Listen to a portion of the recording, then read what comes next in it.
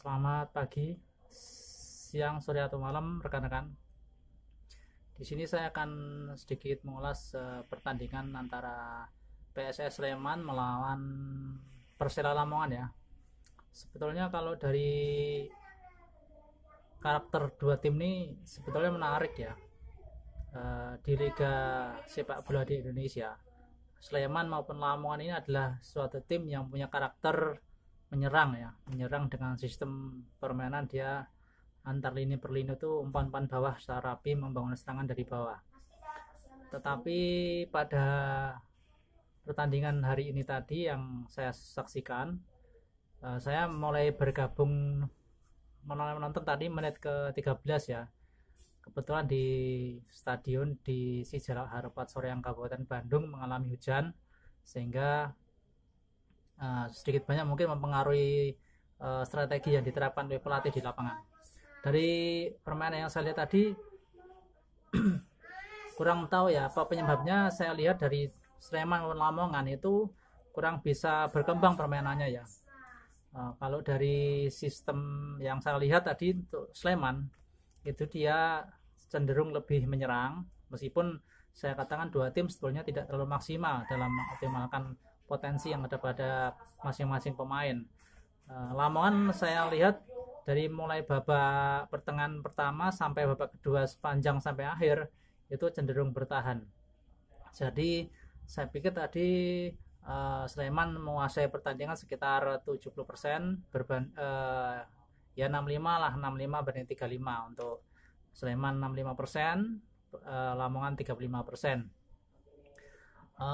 Sebenarnya banyak sih serangan-serangan dari Sleman, di mana Sleman di transfer window bulan kemarin bisa mendapatkan Irfan Jaya yang secara mengejutkan keluar dari Persebaya Surabaya ya.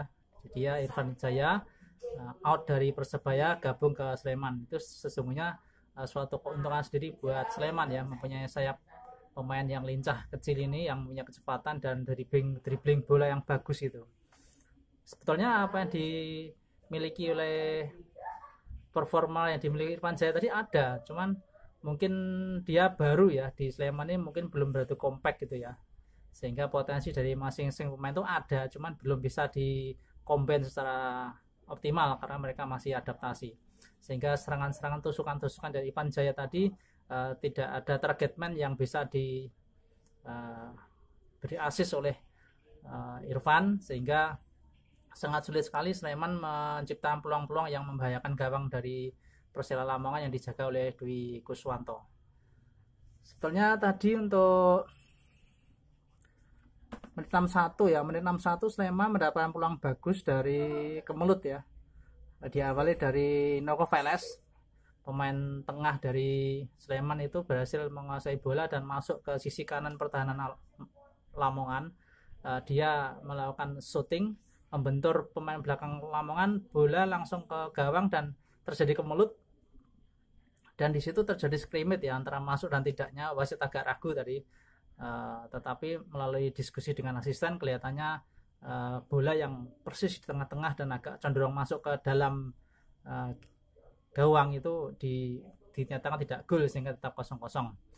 Lalu untuk Sleman lagi sebetulnya mendapatkan peluang emas yang sangat mahal, yaitu pada menit 93 ya.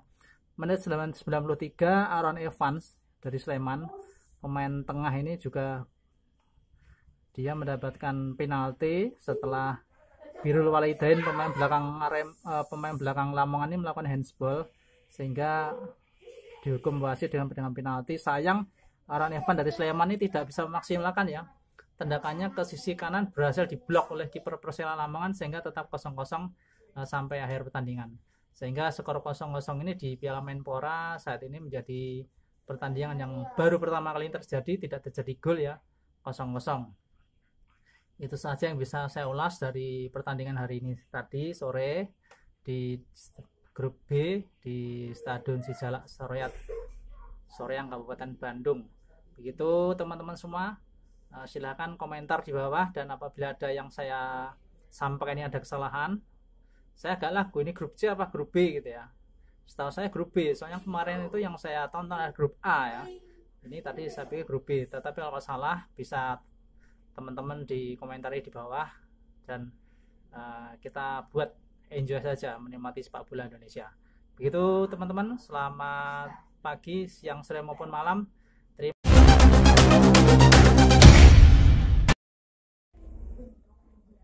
Selamat pagi, siang, sore, dan malam teman-teman semua. Bahkan teman-teman semua tadi menyaksikan pertandingan di grup C Piala Menpora antara Persebaya Surabaya menghadapi Madura United.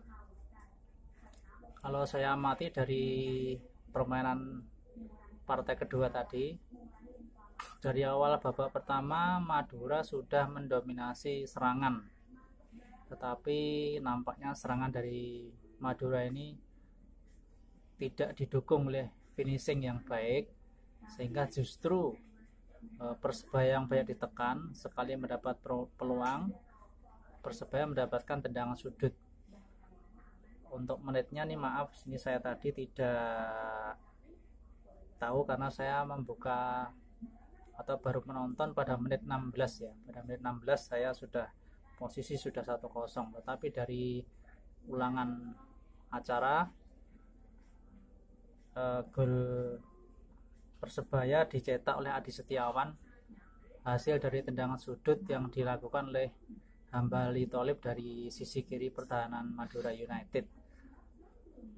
Bola diumpan ke tengah, Adi Setiawan mempunyai lompatan yang tinggi, bisa mengambil bola, heading, dan gol 1-0 untuk Persebaya Surabaya. Setelah Madura mendapatkan atau kemasukan 1 gol, Madura tidak mengendorkan serangan. Madura seperti dari awal babak pertama tetap terus melakukan serangan ya, baik dari sisi kanan tengah menyerang terus. Persebaya mengambil strategi dia lebih bertahan, lebih menunggu di lini pertahanan sambil menunggu untuk bisa melakukan serangan balik atau counter ya. Diserang terus menerus. Sebetulnya serangan dari Madura ini cukup dominan ya, tetapi saya katakan finishingnya dari Madura ini tidak maksimal, sehingga beberapa peluang yang sebetulnya dari lini kedua itu sudah masuk ke area penaltinya Persebaya, itu sering mentah di lini belakang dari Persebaya, sehingga dari kondisi ini menyebabkan tidak adanya peluang yang membahayakan dari Madura. Padahal kalau dilihat dari situasi di lapangan, dominan sekali Madura, cukup terus melakukan gempuran serangan ke pertahanan Persebaya. Kedudukan 1-0 untuk Persebaya ini sampai turun minum ya, sampai babak pertama usai masih tetap 1-0. Kemudian babak kedua rupanya dari kedua pelatih sedikit merubah komposisi pemain, terutama dari Madura. Madura memasukkan Slamet Nur Cahyo dan Bayu Gatra ya, pemain tengah, yang mungkin dari pelatih memprediksi dengan maksudnya 2 pemain tengah ini bisa sedikit mengoptimalkan serangan-serangan yang sudah terbangun. Dan memang betul pada menit ke-46 Slamet Nur Cahyo bisa memanfaatkan peluang yang ia dapatkan. Begitu dia mendapat bola, dia langsung melakukan shooting di luar kotak penalti ya, shooting keras setengah dada, cukup keras, masuk di sisi kanan dari gawang sisi kanan dari penjaga gawang Persebaya yang dijaga oleh Satria Tama, sehingga kedudukan 1-1, gol dari Slamet Nur Cahyo melewati shooting dari luar kotak penalti tadi. Melihat situasi yang ada dan Persebaya kemasukan 1, sehingga kedudukan 1-1, pelatih Persebaya Haji Santoso mungkin agak merubah strategi ya, yang tadinya Persebaya hanya bertahan saja menunggu di counter oleh Madura. Persebaya rupanya menyadari ya, kedudukan 1-1 ini mungkin kedudukan yang kurang baik, sehingga Persebaya memasukkan Randy Irwan bersama Rivaldo Bawu, ditambah lagi dengan Ricky Kambuaya. Dengan masuknya 3 pemain ini, Persebaya betul merubah ritme permainan. Dari awalnya mereka bertahan, mereka lebih berani menyerang ke pertahanan Madura, dan betul strategi yang diterapkan Haji Santoso ternyata cukup manjur ya. Pada menit ke-72 Ricky Kambuaya menusuk dari sisi kiri pertahanan Madura, terjadi skrimet ya. Jadi kumpulan pemain di sisi kiri pertahanan Madura, bola jatuh ke Supriyadi di shooting, terkena pemain belakang Madura, bola jatuh di Randy Irwan posisinya free ya, sehingga bisa langsung men-shooting dengan tidak terlalu keras, tapi posisinya timingnya dan pas sekali sehingga dia bisa mencocor bola masuk ke gawangnya Madura, sehingga kedudukan 2-1 untuk Persebaya kembali leading ya. Seperti yang saya katakan tadi, Persebaya tidak seperti awal tadi hanya bertahan, ini sudah mulai terjadi saling serang menyerang ya. Di situ ada Rivaldi Bauwo yang merupakan penyerang berbahaya, masih di sisi dia didampingi oleh pemain selamat itu ya, Samsu Arifin, yang mantan penyerang dari Barito Putra yang sekarang dibeli oleh Persebaya Surabaya, yang merupakan predator juga di kotak penalti. Tapi rupanya Samsul Arif Munif ini meskipun tadi juga beberapa kali punya peluang-peluang, mungkin faktor laki ya, belum keberuntungan belum berpihak pada Samsul Arif. Kedudukan 2-1 untuk Persebaya ini bertahan sampai akhir pertandingan. Akhirnya kedudukan tetap 2-1 untuk Persebaya, sehingga di grup C ini yang dimainkan di Stadion Sijalak Harupat Soreang Kabupaten Bandung, untuk sementara di grup C ini dipimpin oleh Persebaya dengan nilai 6 karena Persebaya 2 kali menang sehingga nilai 6. Urutan kedua Madura United. Demikian ulasan dari saya membahas pertandingan hari ini tadi di grup C yang sudah selesai, dan semoga ini bisa menjadi informasi yang berguna buat teman-teman semua. Demikian dari saya, terima kasih, see you, salam sepak bola.